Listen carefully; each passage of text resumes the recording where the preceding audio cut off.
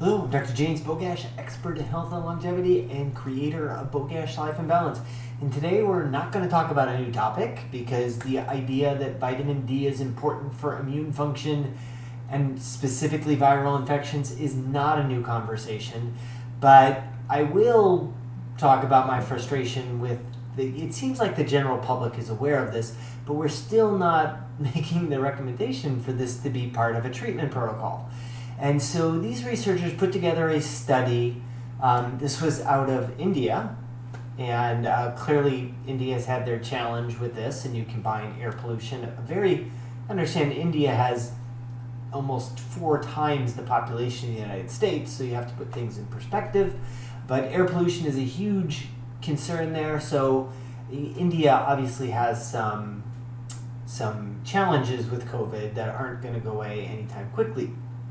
So, but anyway, so the researchers looked at, it was a relatively small study. They had 87 patients, 44, these were all people that were, by the way, the study's ongoing. So they had more patients involved, but the print of this study, they had 87 that completed. They still have more that are ongoing. Half of them, and all these people were vitamin D deficient. So we're talking low, not even optimal, we're talking low.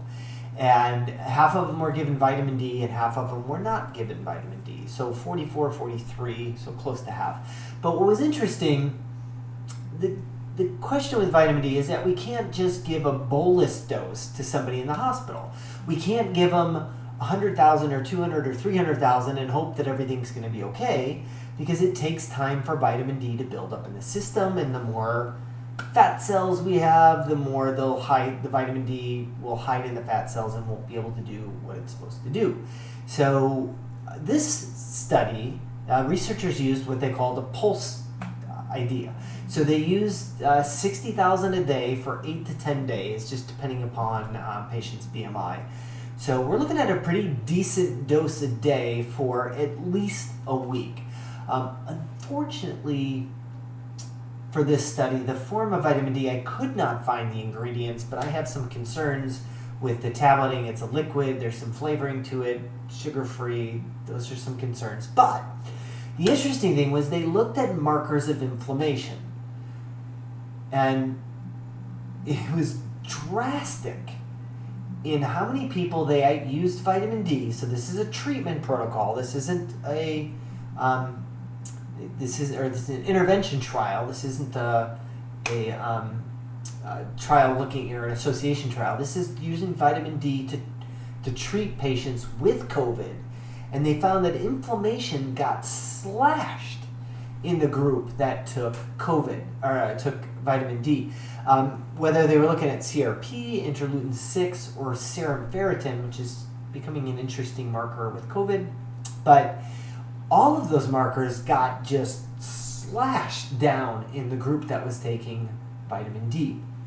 Now, they didn't look at outcomes. That wasn't what this study was for, but you've got to feel pretty confident that if we're able to slash down inflammation that much, that the outcomes are going to be much better. The researchers basically did this study to show that it was safe and effective to use this type of pulsatile vitamin D. We're talking pennies, 60,000, I mean, maybe $10 to apply the vitamin D to these hospitalized patients. It just makes sense, and we're just not still doing it, which could not be more frustrating. But again, I assume by now, I'm hoping that you're taking 4 to 6,000 IUs of vitamin D is a reasonable dose for most people.